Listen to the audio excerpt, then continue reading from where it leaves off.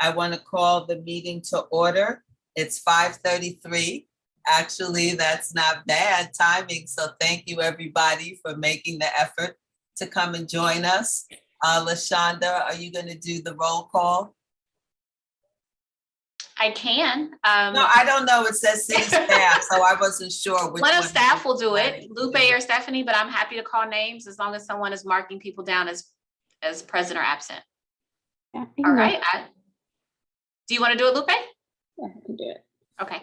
All right. So we will do roll call now. Helen Burks. Present. All right. Marisol Cantu. I think she informed us that she wasn't going to be able to make it tonight. Okay, so I'll mark her down as absent. All right. Eddie Chacon. Present. Luis Chacon. Present. Don Gosney. Here. Wanda no longer. Randy Joseph. Absent. Kristen Killian Lobos. I'm here. Armand Lee. Right. Absent. James Lee. Absent. Laura Mangles. Here. Okay. Marcus Endesing.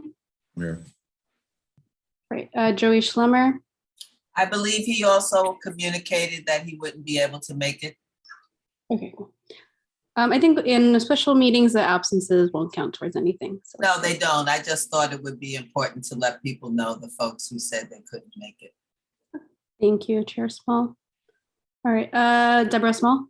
Present. Andres Soto. Also absent. Ben Terrio also informed us that he wasn't going to make it. Tamisha Walker. Present. Linda Whitmore. Present. And BK Williams. Present. And that is roll call. Great. Thank you, everyone. Again, I really want to thank everybody for taking the time to make this meeting tonight.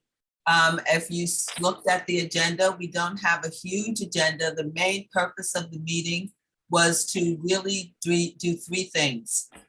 Set a meeting schedule for this month and next month, because I was informed that if we don't vote to change the schedule, we can't move beyond just having a monthly meeting. So I wanted to do that today. I also wanted to look at the budget report that specifically reports on expenditures for the task force proposals, because one of the things we wanted to do during this period was to see where we were and to have that report inform the working groups around whether or not there are any proposals or anything that they want to make and what work we have to do during this budget season.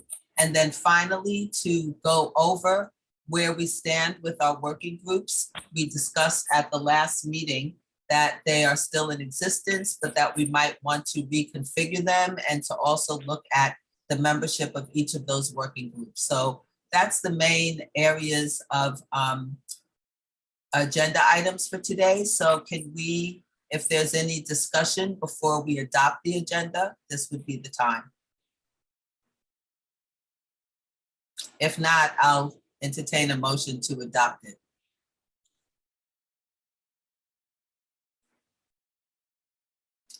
Don, is that your hand up for discussion? Yes, it is. I just wanted to go on record as saying that I disapprove of hosting a special meeting when it really wasn't decided by the task force itself to have a special meeting. This seems to be a unilateral decision made by one person to make this happen. It was a discussion by just a few people at the last meeting on whether we should have a subsequent meeting between the regularly scheduled meetings. But no decision was made, no consensus was given at all on that. And you barely have enough people here for a quorum tonight. And you're going to be missing several people during some of these discussions, so you won't even have a quorum on this. And you're going to be making decisions, especially about schedules, without having a fair number of the people here. You know, just going on record with my objection on that. LaShonda, I see your hand is up. Yes, if I could, I just wanted to note that per the Brown Act, the ability to call a special meeting can be made. It only has to be noticed 24 hours in advance. And per the law, it says that it can be a special meeting can be called at any time by the presiding officer of the legislative body or by a majority of the members of the legislative body. So the chair has the ability for every single commission, board, city council to actually call a special meeting. It does not have to be urgent items on the agenda, and per the rules, it only has to be noticed for 24 hours. So I just wanted to specify that we did nothing. Well, we would have, liked more notice, and we can do better in the future. There was nothing illegal about how we posted and noticed this special meeting. Thank you. Luis Chacon, Yeah, motion to approve the agenda. is there a second for that motion? Seconded. That you, Helen? Yes, seconded. I'd like to call the vote, please. Give me 1 second. Okay. Helen Brooks, Aye. Eddie Chacon, Aye. Luis Chacon, Yes. Don Gosney, No. Kristen Killian Lobos, Yes. Laura Mangles, Yes. Marcus Engesing, Yes. Deborah Small, Yes, Tamisha Walker, Yes. Linda Whitmore, Yes. and BK Williams. Yes.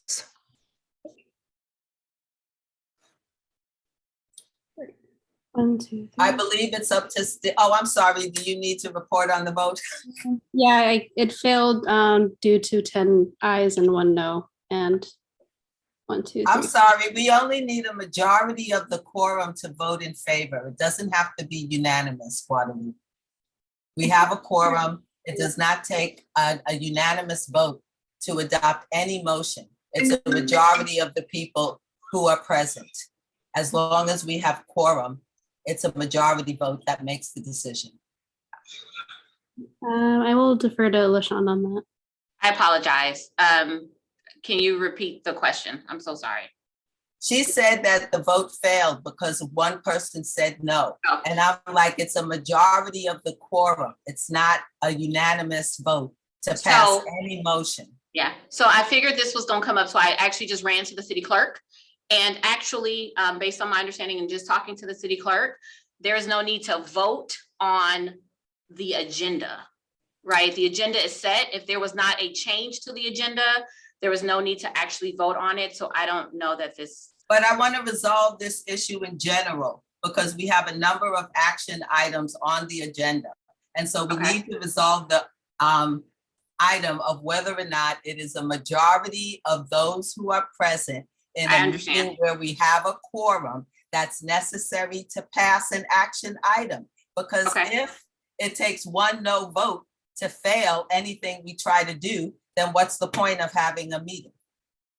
understood. I want to, the clerk is here. I just want to confirm this with her. That would, so if you give me a moment. I'm pretty sure according to Robert's rules, I'm correct, but you can double check that. Yeah, for me to be able to respond, I need to just confirm, but if you want to go to, The next item is next meeting item. procedures and staff reports. So that's you guys. A point of order, please. We do not operate under Robert's Rules of Order. We are required to work under Rosenberg's Rules of Order. And one of the serious flaws with that is it says it requires a quorum of the total number of people possible to pass any motion. No, that is not correct, Don. But either way, you are not the parliamentarian, nor are you our counsel. So that's your opinion. Well, yes, it is. It's just as it is your opinion.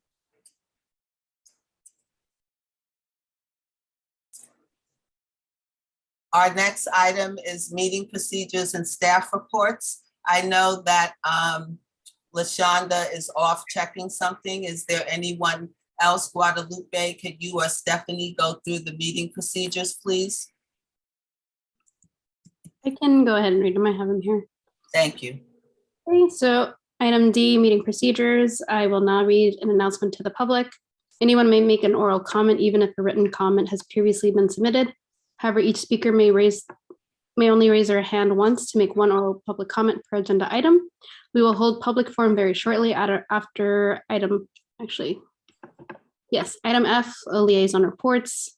So if you would like to speak during public forum, please raise your hand now. To comment by video conference, please click on the participants button at the bottom of your screen and select raise your hand button. To comment by phone, you will be prompted to raise your hand by pressing *9. For any agenda items under item H, you may use the raise my hand feature to express your interest in providing verbal public comment for each agenda item. An announcement will be made when it is time for public comment. Thank you, Guadalupe.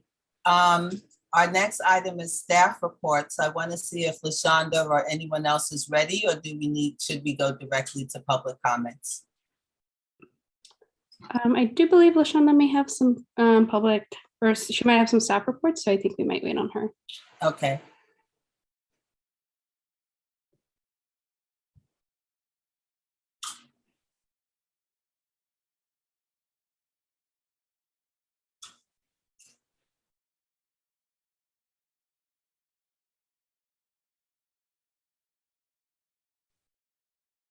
Since we don't know how long she may be away from her desk or checking on what she's doing, can we just go ahead and open up for public comments, and then we can come back to staff reports? Yeah, let's do that. Thank you. Okay, we have 2 people with their hands raised. Lupe, do you want to pull up the timer?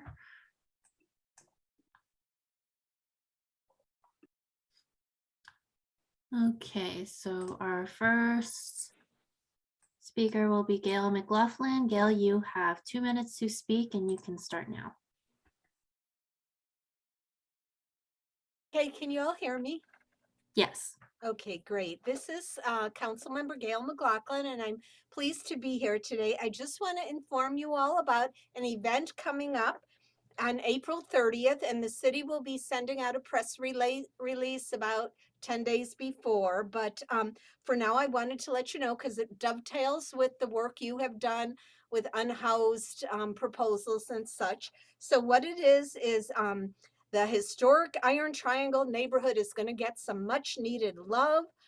There's going to be a kickoff of a comprehensive 2-year revitalization initiative at Nevin Park on April 30th from 10 to 3, and there'll be free food, a raffle, a mobile tiny home exhibit, and a preview of upgrades to the park, and an opportunity for neighbors to sign up for free home repairs. So I'm hosting this along with Rebuilding Together, and there'll be multiple programs and initiatives that neighbors can participate in, including building and hosting our mobile tiny homes. And there'll be opportunities for people to qualify for completely free home repairs with Rebuilding Together, and there'll be a tech training program for seniors and youth, and cooling tents in public spaces during the summer heat, and a trash cleanup and anti-illegal dumping campaign, and workforce development, through SOS for our unhoused neighbors. So this is all going to be showcased on April 30th at Nevin Park from 10 to 3. And I know you all have done great work with your proposals for the unhoused, and I hope you all show up. I'll be there, and hopefully a lot of residents will be there to enjoy the fun and learn about this revitalization. So I just thought you all should be one of the first to know about this. Thank you. Thank you very much. Our next speaker is Lisa Johnson. Lisa, you have 2 minutes to speak and you can start now. Hi, good evening, task force members and staff. I'd like to respectfully request that all of the task force members turn their camera on and leave their camera on for the entire length of the meeting. It is extremely disrespectful to the public for elected members and appointed members for our group, our public forums, to not know who is actively participating in a public meeting. It's extremely disrespectful. And I'm a case in point, Councilmember Demlis Johnson signed off during a public district hearing without the public's knowledge and took part in a 40-minute debate. And then came back at some point to the city council meeting. Members like this are expecting staff to do the impossible, which is to know when quorum has been met and maintained with continuity. They simply cannot do it when you shut your camera off.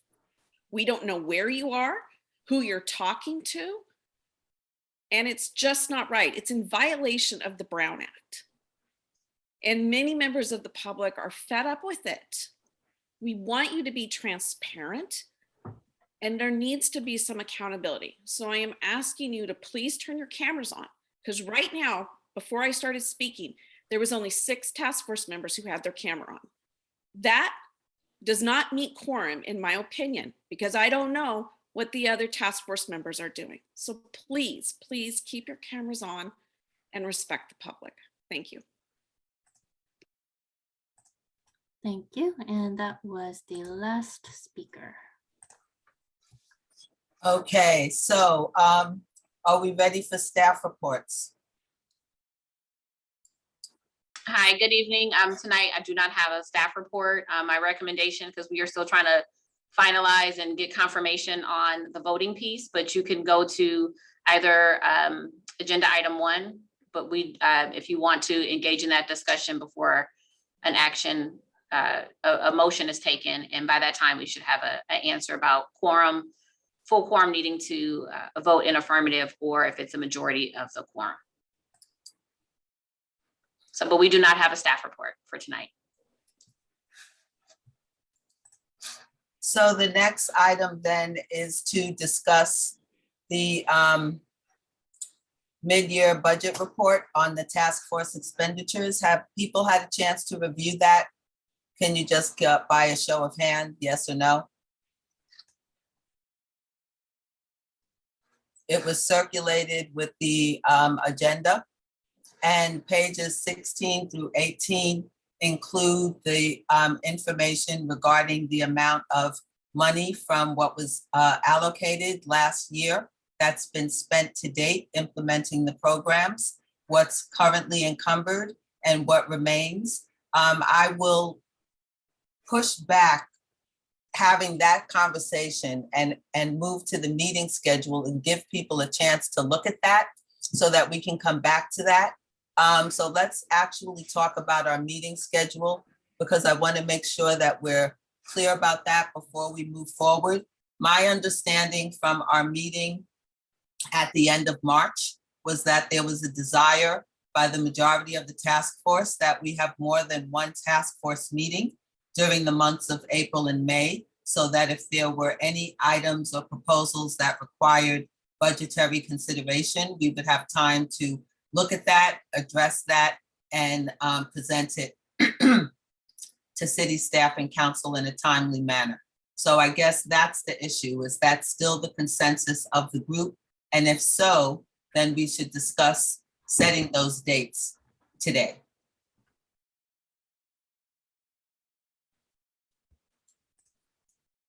I see Don's hand up, but before I recognize him, I just want to make sure that there's no one else on the task force that has anything that they want to say on this matter. Go ahead, Don.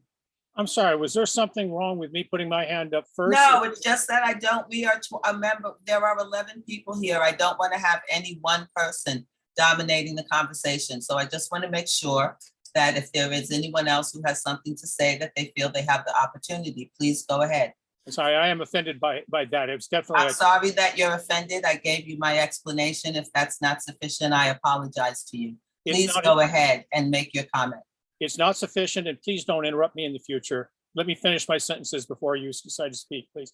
But I am against this, even discussing or taking action on a calendar when we have so few number of the task force members that are here and available to weigh in and take a vote on this.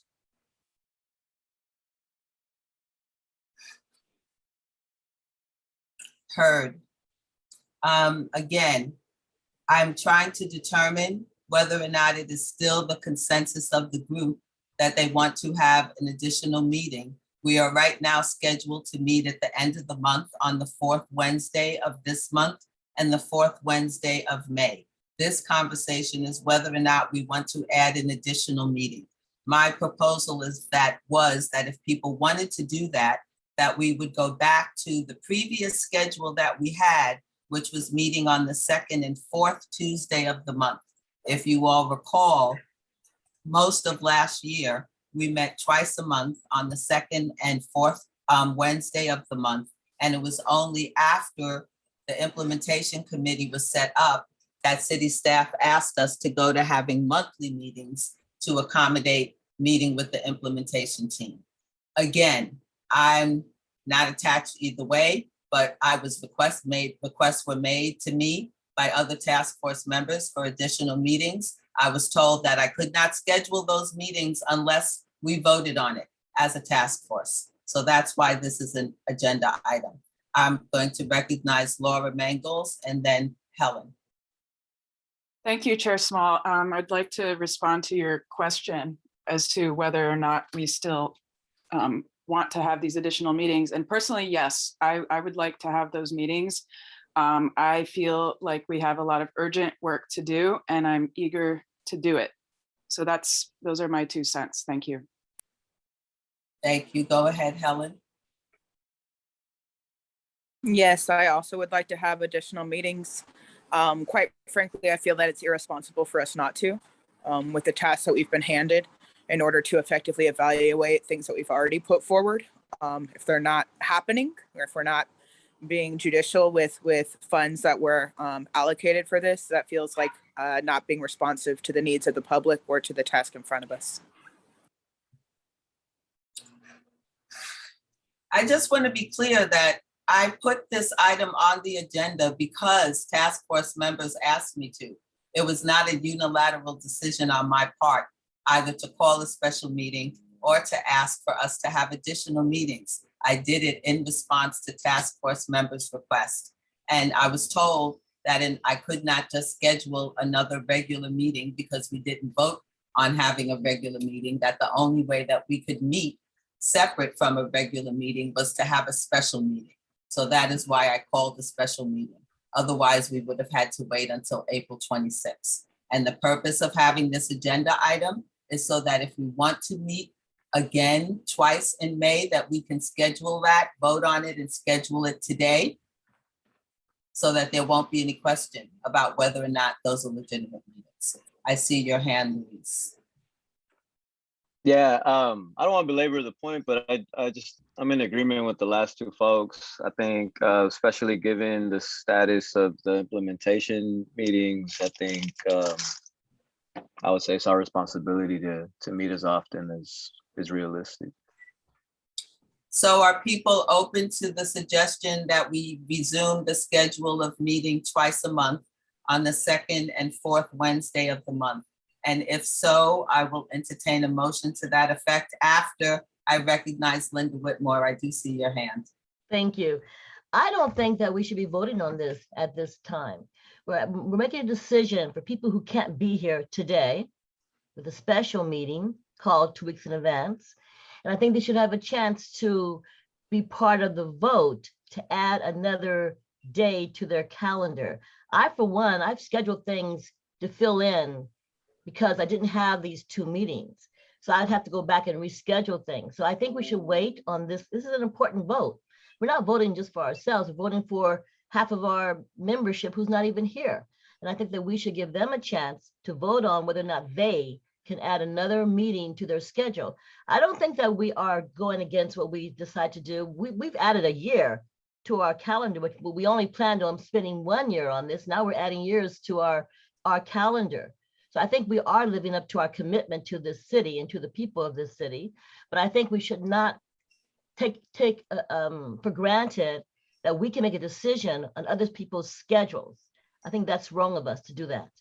You know, we can say yes for ourselves, but we're speaking for other people who are not here, and that's not right. We're supposed to be working as a group, as a committee, working together. And people were upset about Deborah, our chair, calling a meeting. So now we're going to vote on other people's schedules. We should think about what we're doing and why we're doing it. We could vote on this at a regular meeting to add more time to our schedule. Marcus. I guess I might be a little confused about the process. But we have a quorum, right? Yes. Doesn't that mean we get to vote on things that represent the whole group? Like we can vote on things that will affect people that are not at the meeting? Deborah? I believe so. That is still up for grabs. Because we're I'm not just, I thought, on a ruling on that, but I hear both sides of the argument. And I want to make one point and then one suggestion. I'm sorry, Marcus, go ahead. So I was just wondering, okay, so we don't know the answer to that? No. We keep talking about everyone who's not here, you know. I think everybody kind of got the, you know, had the opportunity, even though it was short notice to be here. I thought since we had a quorum, we were able to vote on things for the group, you know. So I'm just confused as to why we're just continuously talking about everyone that's not here. So again, Deborah, if you can, or, you know, LaShonda or whomever, someone can please shed some light for me, because I'm ignorant to the process, I guess, because I thought having a quorum meant this is the group, we're voting on whatever we're voting on, regardless, you know, if people didn't make it, they didn't make it. We have a quorum. So why are we talking about people that aren't here? Is there anything else, Marcus? I don't want to interrupt. Okay, so yes, your point is taken. My understanding was the same as yours, that having a quorum meant that we were able to vote on things. I want to make the point that it has not been the custom from the beginning of the task force for us to actually vote on the meeting schedule. For the most part, the meeting schedule was proposed to us by city staff. We agreed by consensus whether or not that would work or not.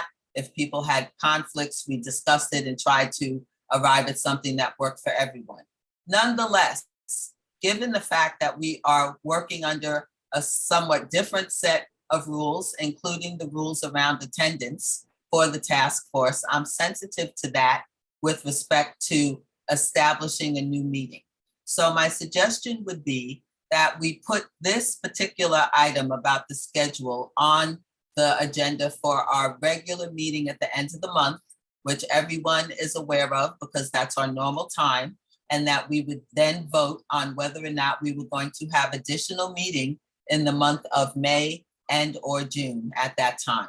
It'll be sufficiently adequately agendized. The majority, hopefully, of the task force will be here, and no one can say that they didn't have a chance to vote on that. I don't know what other people think, but to me, that seems like a potentially reasonable compromise.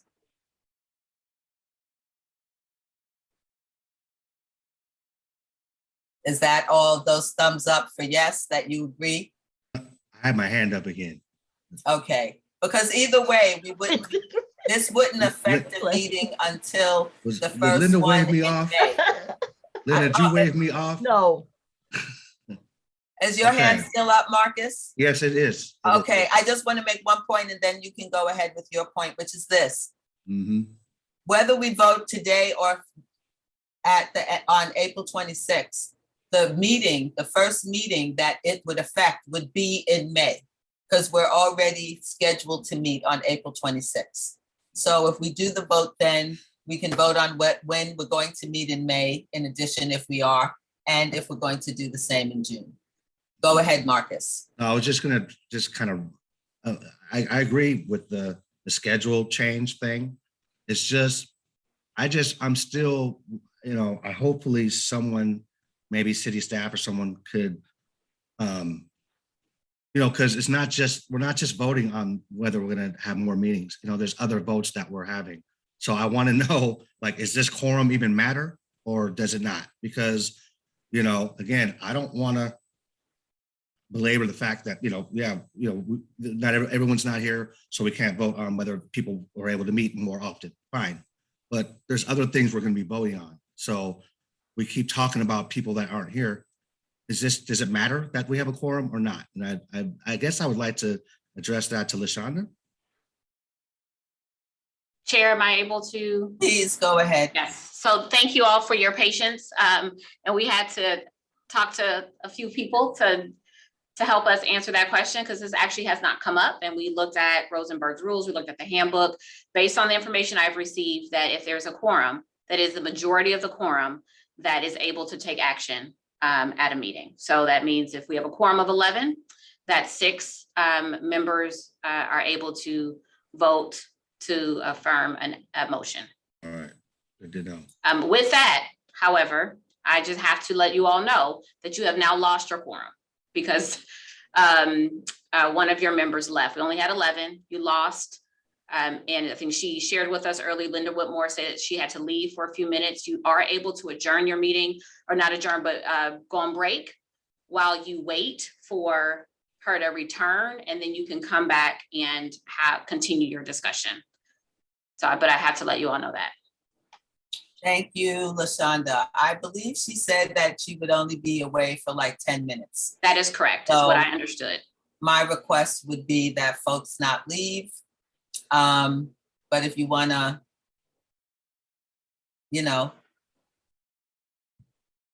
turn off your camera and play a game, I guess that's okay, as long as you're still here. I'm gonna keep my camera on. So Chair, I think you need to have the body break for 10 minutes, maybe until 6:15. So we'll take a 10-minute adjournment and reconvene at 6:15 and hope we then still have quorum. Thank you.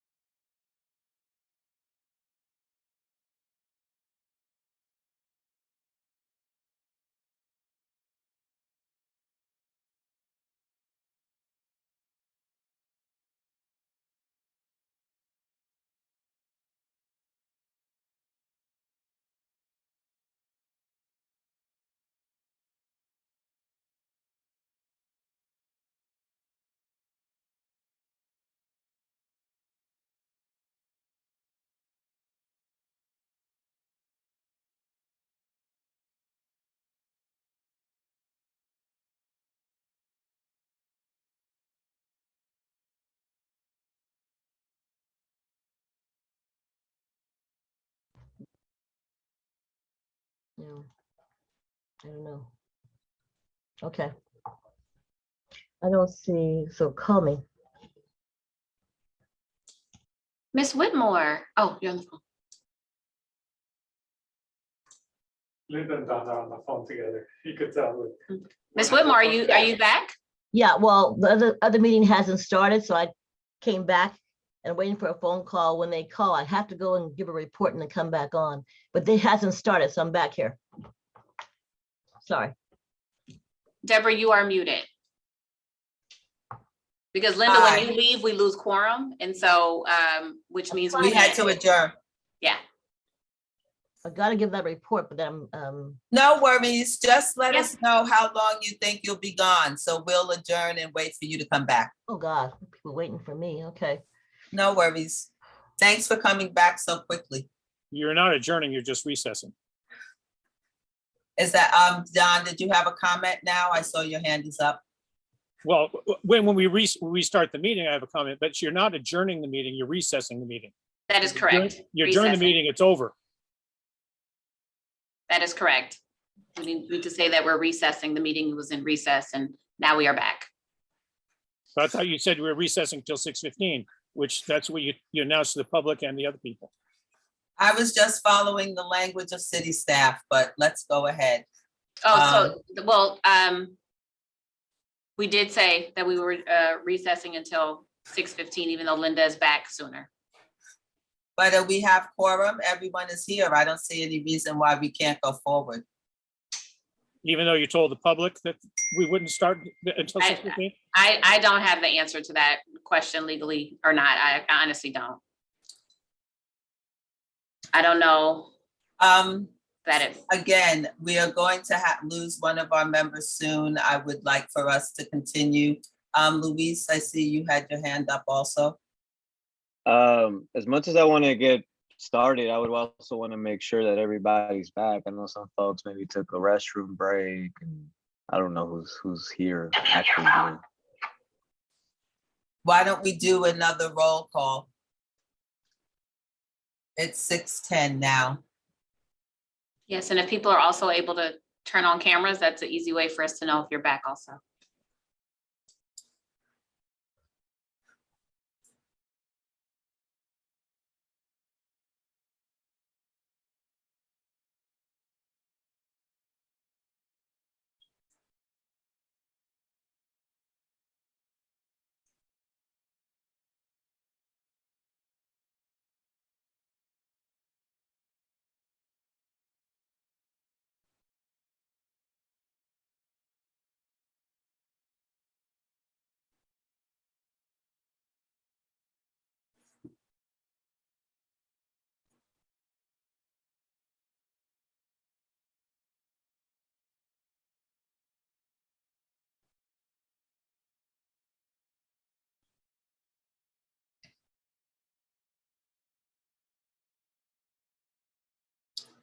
So maybe Guadalupe can do a quick roll call.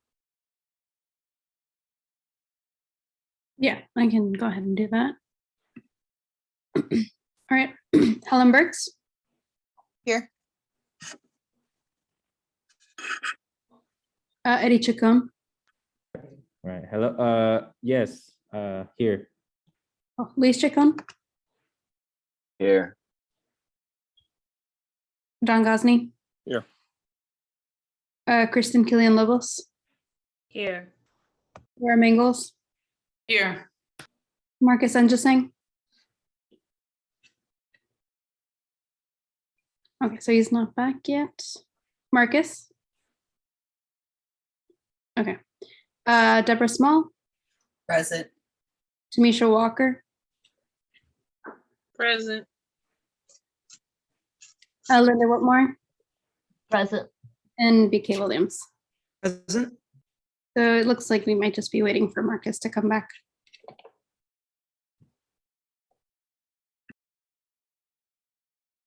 Don, is your hand up? Yes, it is.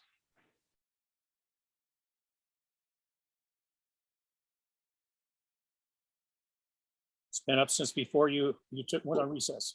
Well, since we're still on recess, because we do not still have a quorum, Chair, I would just respectfully ask that we just wait till 6:15, which is a time where Marcus may be back. That's coming what back I was anyway. planning to do. Okay. Thank you, Ms. Shonda. Thank you.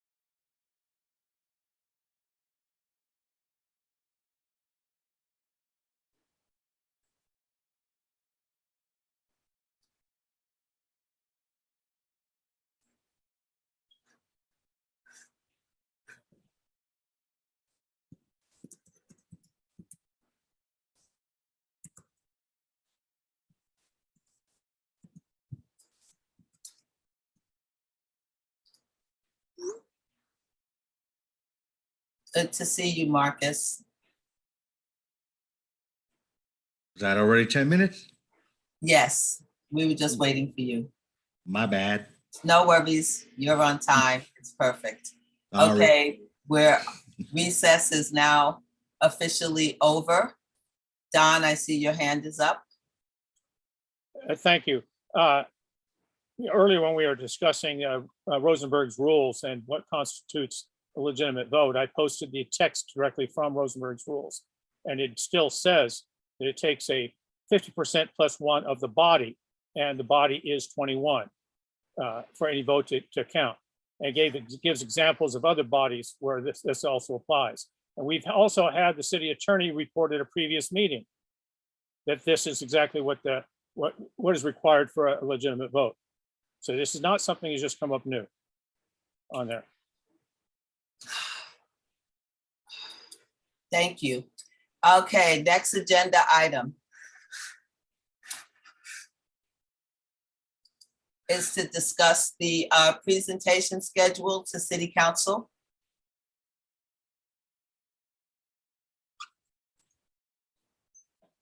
We are scheduled to present an update on the task force work to City Council at the next meeting, which is next Tuesday. I believe I scheduled to give that presentation, which I'm still planning to do. I was going to talk about the community conversations, the work that's being done with the CCRP, the updated work that's happening around unhoused interventions, the additional hiring of ONS. If anyone has any additional information that they want me to include in that update, I would request that you please send it to me in an email no later than next Monday, because the presentation will be next Tuesday at the City Council meeting. But we are still on the agenda to present each month. And so I didn't want to wait to the last minute to move forward with identifying people to give those updates for the months of May, June, and July. Again, we don't have to make a decision about that today, but I wanted to make sure that people had that on their radar. And since we're not going to be doing it through the implementation team, it will be done through the task force, which means any member of the task force is able to give that report. We need to discuss both who the individuals are going to be to do that and what mechanism we'll use for providing them whatever information they need to be able to put it together into a report that can be delivered in 3 to 5 minutes. The process that we had used before was to have a joint document that was maintained by city staff that the various working groups would write their updates into and update them after each of their meetings, and that document would then be used by whoever was developing the report to City Council to provide updates on what had happened since the last report had been done. I don't see any reason why we can't maintain that same structure. The only difference would be that the information would be coming directly from the working group teams instead of from the implementation team, and that it would still be a joint document that would be updated regularly and utilized by the person who was making the report. Comments, feedback, thoughts you guys may have about that?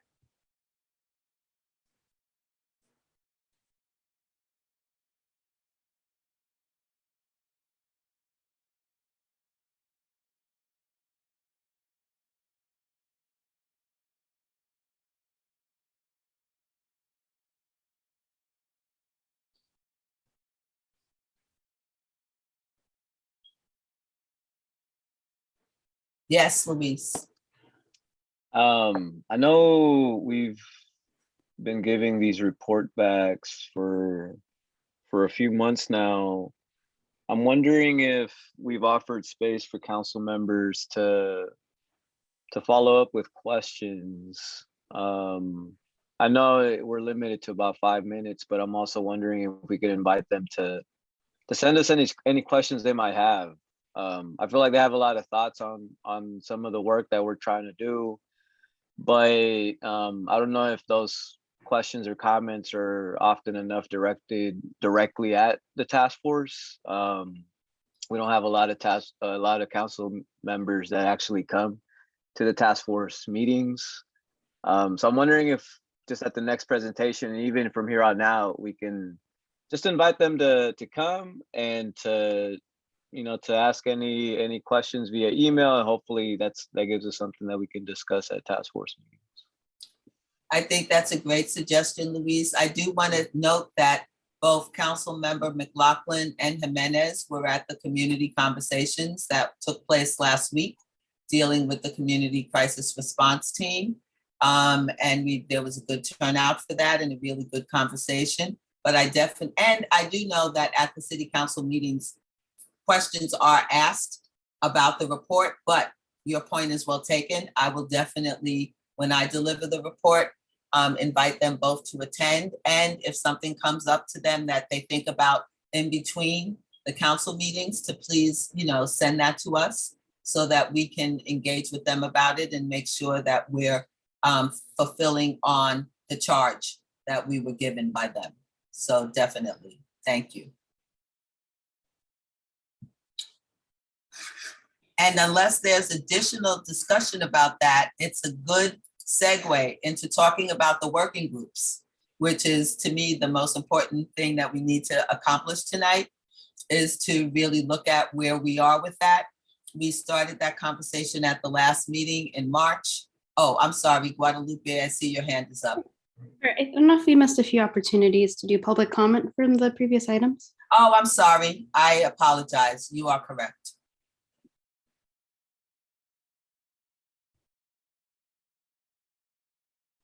Oh, let me go ahead and read the script real quick.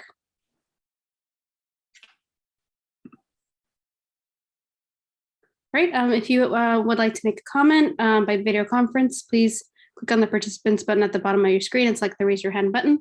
To comment by phone, you will be prompted to raise your hand by pressing *9. I don't know, would anyone like to do public comment?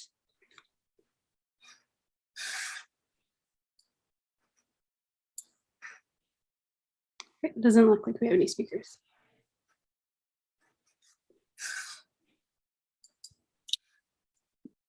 So can I go ahead, Guadalupe? Okay, so as you recall, at the last meeting, we discussed the fact that right now we still have 4 working groups that were set up by the task force very early on to take on, the specific, doing some of the more granular work and focusing, sort of being able to sit down and get more in depth around the specific things that we wanted to bring forward. And the proposals that were approved by City Council were proposals that came out of those working groups. The question is whether or not we want to maintain the same working groups that we have, which I believe were health as safety, police accountability, smart budget, and there's one more I know I'm forgetting. Community-based solutions. Thank you. Oh. Thank you. So the 4 groups we have right now are community-based solutions, health as safety, police accountability, and the smart budget. My thought was that maybe the purpose of the smart budget group, which I was on, which was to look at sort of the overall city budget to see how the proposals would be funded, but that work has already been done. So it seems to me that the work that committee would do would be very different. There were at least 2 proposals that came out of community-based solutions. I think CCRP was one of them. No, go ahead, Kristen. It was health and safety. Was where CCRP came out of? Yes. And which other one came out of that one? I believe homeless intervention, SOS. Okay, so my basic point is that my thought is that each working group should be focused on implementing one of the proposals in addition to the broader work. I don't think any one group should have more than one proposal to be focused on. It's a lot of work to actually do that. So that was one of the things that I wanted to focus on. And then secondly, I wanted to discuss what the role of the Smart Budget Group should be, since we're actually in a different space around budget. Now I see it more as budget management in terms of managing the budgets around the various proposals, which is something that that group could do, but it's also something that I think each of the working groups should be doing with the specific proposals that they're focused on. So that was what I wanted to talk about, whether we wanted to keep those 4 groups, if we wanted to add one or change one, and which specific proposals should be assigned to which working groups.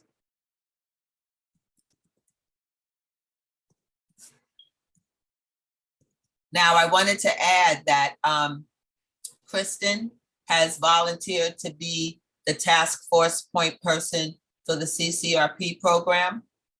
And she's been working closely with other task force members and other community and city council members on pushing that proposal forward. And Helen agreed that she would be the point person on the programs that we're doing around youth. Am I right about that, Helen?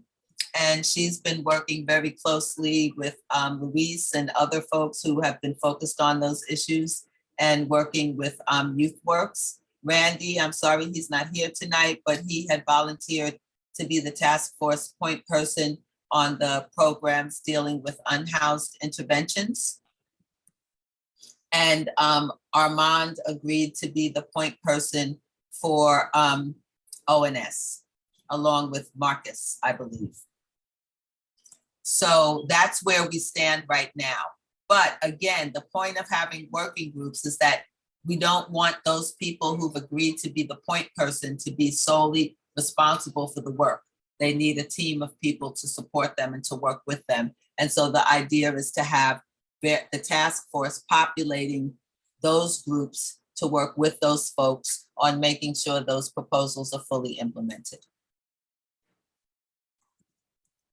Now, folks can either stay with the groups they were with before, or given, that it's been a year, you might decide that there's something else you want to do. So that's kind of the conversation I wanted us to start having. And my hope was that between now and the next meeting, those working groups would establish their schedule and set up when they're going to meet. Because the idea is to have the working groups meet in between the task force meetings and report their specific recommendations to the task force in respect of what they need as a working group in order to make sure that those proposals are fully implemented. So for instance, with CCRP, they may say, like, what we need is we need to have people who can help us in program design. We also need to do some marketing and community education to explain to people what the program is and how it'll work.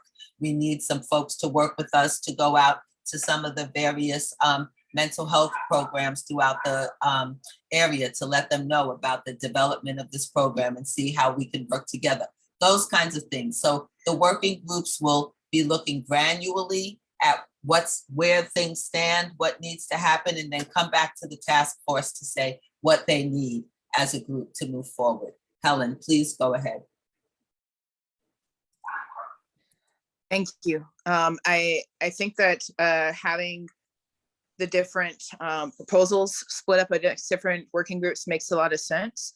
And I also think it makes sense to have each of those manage the budget themselves, because it just seems like, even when we're thinking about how many people in communication and how it's going, I think it's more streamlined, especially since a lot of the budget piece is really held by city staff, right? For certain of the pieces and all of that, I think it would not stretch city staff as thin. But I wanted to also say, I want to make sure that we don't drop the work that I think the subgroup, the police accountability and safety was doing. I know some of the proposals and things they brought forward around dispatch I thought were really important. And I don't think there's a current kind of like bucket of a proposal necessarily matched with them, but I just wanted to make sure that was included as an important effort moving forward.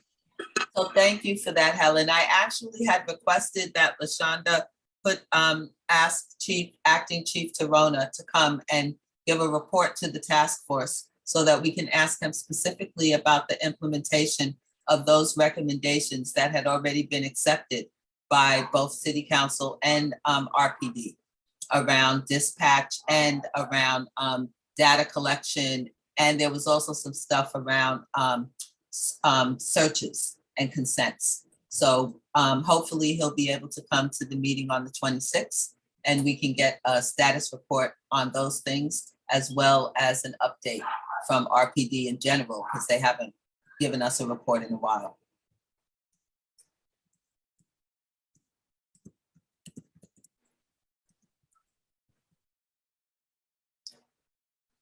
So while we're here, can we just go through each of those working groups and have some conversation about how they're going to be populated so that we can leave here with some structure that can be added on to at our next meeting at the end of the month? Kristen, can we start with you? Who's in the group that your current working group? Are you, in the past, you're talking about our past group that used to be called implementation? No. In the working group that brought forward the proposal. Was it community-based solutions? No, I was in health and safety. So health and Marcus safety. and Luis and who else was in our group? I think there was other folks, but they either dropped or haven't. Yeah, right. They all dropped at this point, I think. I believe so. I think it was mostly the three of us. Yeah. It was us three. Mm-hmm. That's it. And Nakari, is that his name? Oh yeah. Yeah. He was in it too, but he dropped. Fell off. Yeah. Mhm.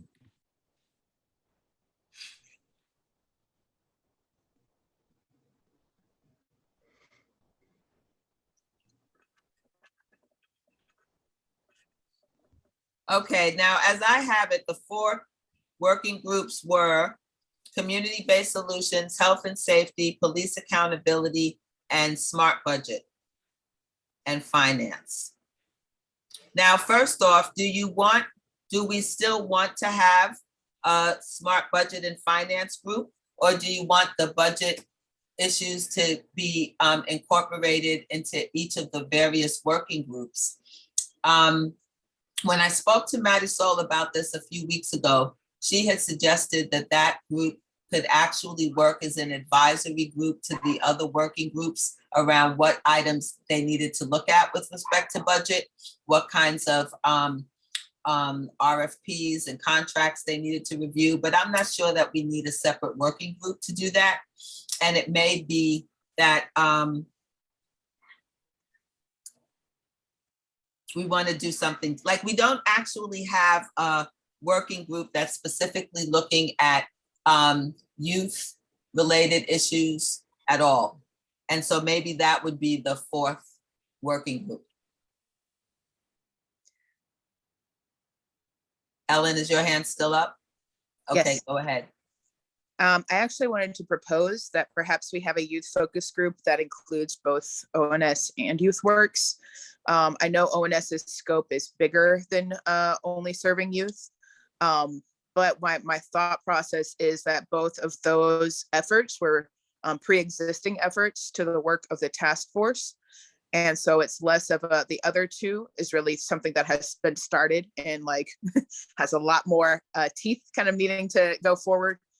Thinking about SOS and CCRP. So, and I'm also just thinking about the fact that, previously we had 4 working groups, and I know 2 of those working groups each had 2 proposals going forward. So I think we're going to run into just a numbers problem, right, as far as people joining working groups. So that's my suggestion. So I mean, it could be called that, or it could be called still community-based solutions, which is what it was before.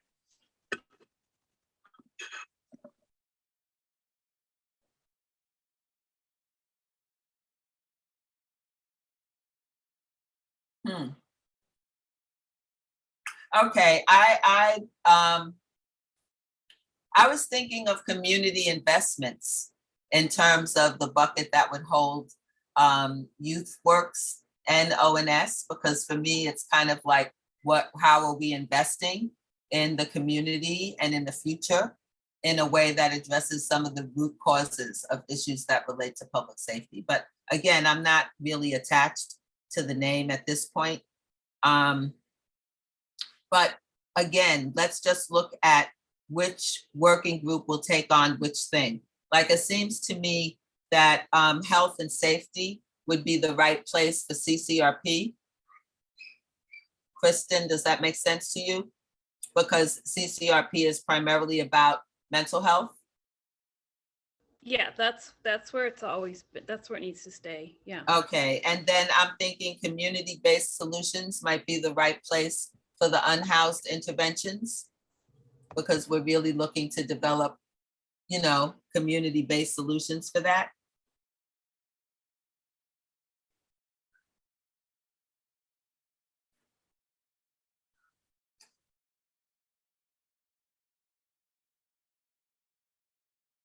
And then if we had a community investment working group that would handle the ONS and youth employment work, which those two programs are pretty much related. I see your hand, BK, so I'm gonna stop and let you go ahead. Thank you, no problem. I just historically, the community-based solutions, when we started, we were looking at multiple solutions, and we landed with YouthWorks.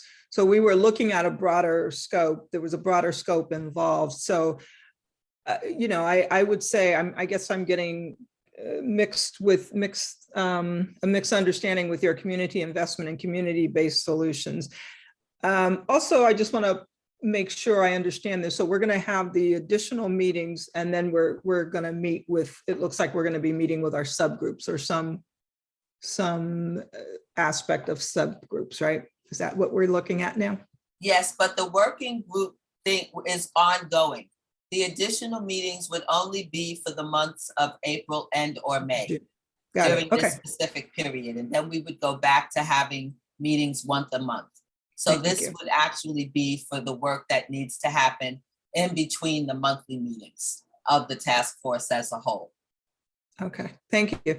I just want to, and in response to your point, and again, I think that there are two things we're trying to manage right now. One is having groups that are working on implementing the existing proposals, and at the same time, look at the broader set of issues that may generate additional proposals over the time moving forward over the next few years. And so the idea is to come up with the structure that allows us to manage that.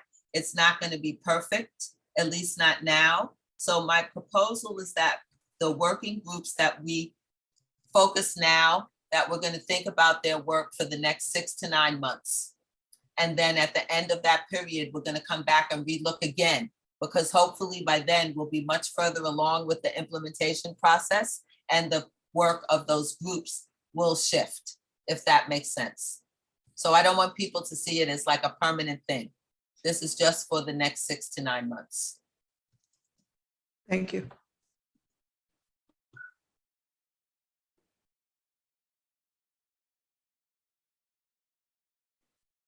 So going back, so I just want to look at who's with whom. So Kristen, you said your group was you, Luis? Correct, and Marcus. And Marcus, okay. Now I know that Marcus wants to work with Helen on YouthWorks and ONS. Is that true or no, Marcus? I'll work with Helen on anything. But yeah, sorry. No, I'm just... Helen and I already have worked on ONS. I haven't done much work with YouthWorks, but I'm totally willing to dive into that as well. So yeah, yes, the answer is yes. Okay, and I think that was also an area that Armand was interested in working on. So that would be 3 people there. Kristen, Luis, are you still interested in working with Kristen on CCRP? Preferably, to be honest, I would follow Marcus in working on ONS and Youth Works, just because it has that youth focus. It's more down my road. But I don't want to leave Kristen alone. So I can try to be flexible, but I'm just letting you know my preference. And I want to honor that preference. So I'm gonna keep you there with Marcus and Helen working on Youth Works and ONS, and Armand may end up getting moved around. Okay, let me come back to Chris. So I want to know who, I'm sorry, Marcus, your hand is up, yes. So did we, I'm sorry, I just want to make it clear. So are we kind of merging that sub committee with Youth Works and ONS? Is that kind of merging? Is that what I'm hearing, or? Well, one working group is going to work with those two programs. Okay, so it's kind of a, okay. That's all. If that's okay. That makes with sense. you guys. Thank you. Okay. And it's from a granular space, it's the least amount of work in that regard because the programs are already in existence. Yes. So it's just working with them around expansion and continued development, et cetera. Makes perfect sense. Okay, so then, and my suggestion is that the community-based solutions group would be responsible for the proposals addressing unhoused interventions. So I just need a reminder of who was part of that group.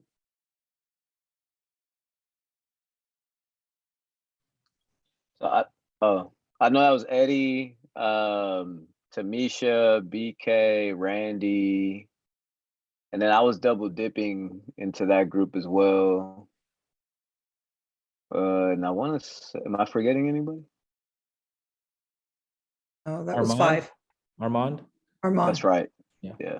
Okay, that's perfect. So now, Eddie, are you still open to working with that group? Yeah, I also was leaning more towards being down in the avenue of just youth advocacy. But if need be, I can support with whatever I have to. Well, can I just say, Eddie, we're gonna need someone who's gonna like presence the mental health needs of youth as it relates to CCRP. So, I mean, for me, I just wanted to make sure that we had at least one person who was focusing on youth issues, who was also gonna be part of that group to make sure that whatever is developed is gonna take that into account. If that makes sense to you guys. I thought you were discussing SOS now. No, we got distracted there. I'm sorry. Okay, so, but you're right about that, Helen. Okay, so now for the unhoused intervention group, that would be Randy, Tamisha, Eddie, and Armand. And then now we're going to CCRP, which is going to be with the health and safety group. So, Laura, BK, are either of you open to working with Kristen on developing that proposal and moving it forward? Yes, I'm absolutely interested. Thank you so much.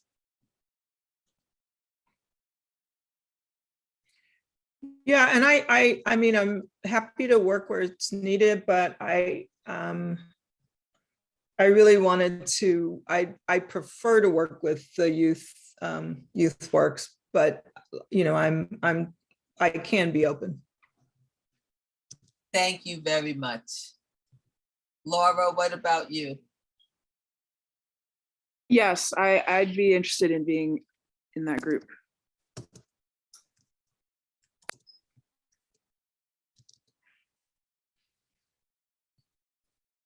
Okay, and so that leaves us with the police accountability.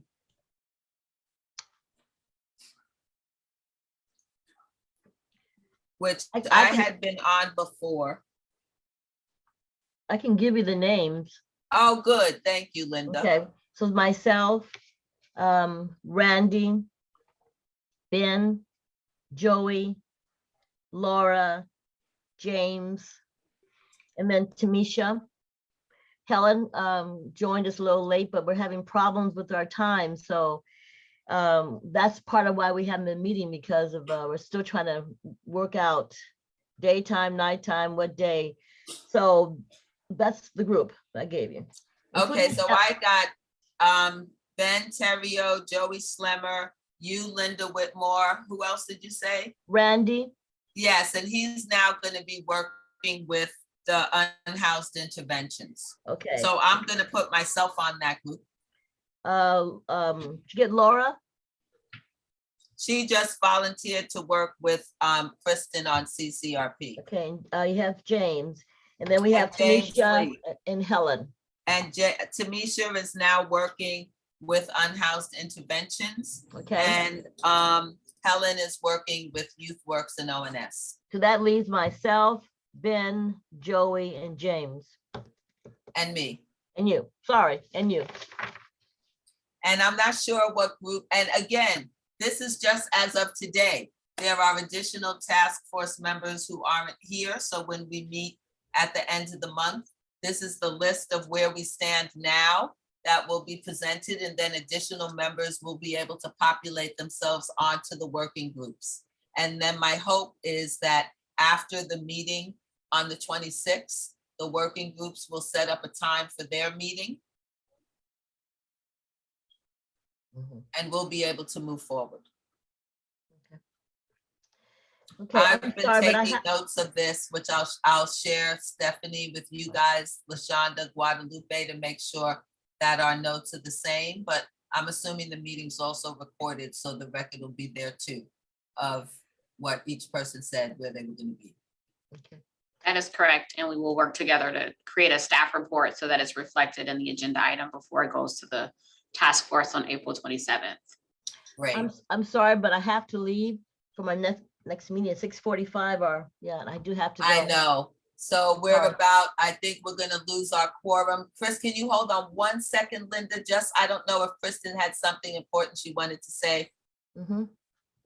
Go ahead, Kristen. I was just going to mention that Joey Schlemmer also came to a lot of the CCRP design team implementation meetings. So he may choose that when we meet on the 26th. We'll just look at it then. So I want to thank everybody really for coming tonight. I think in spite of everything, we got a lot of work done.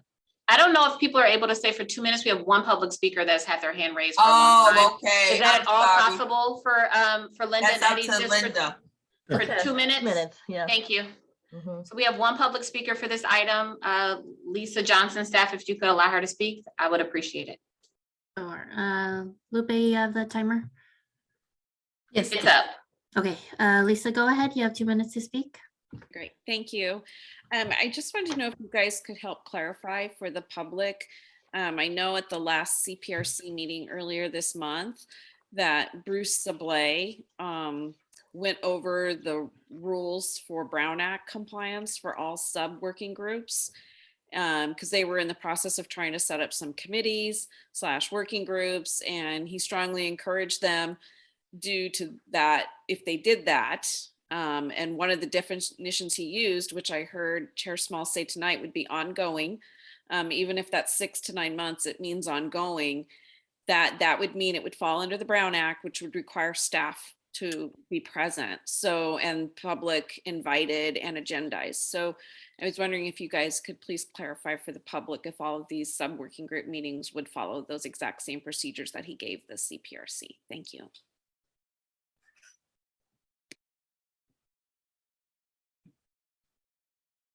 We also have another hand raised now. Should we go ahead with that? Sarah Cantor, you can go ahead. Hi, yeah, thank you. I'm so sorry. My phone just cut out for a minute, so I might have missed the end of your statement, Lisa, but I just wanted to share that as somebody who has been present at these meetings, that Mr. Stouble indicated that the requirements for the Brown Act were that it be ongoing and have a regular meeting schedule rather than subgroups that meet on an ad hoc basis, have their own meeting schedule that isn't fixed by the city, and that those groups are considered different than something like the implementation subcommittee, which had a fixed schedule that was determined and was staffed by the city, et cetera, and was a decision-making body in more ways. So that's my understanding. Thank you. Thank you. And I think that's it. Yes, that concludes our public speakers. Thank you so much for staff who are members who stayed on to allow us to keep quorum. Thank you very much, Linda. Okay. Okay, so this meeting is now going to adjourn, and I'll see you all on April 26th. Good night, everybody. Wednesday, April 27th. Okay, I'm sorry. That's okay. April 27th. You've been saying that all night, got me all worried, 'cause that's the city council tonight. Nope. April 27th. Thank you. Thank you all. Night. Have a good night. Two.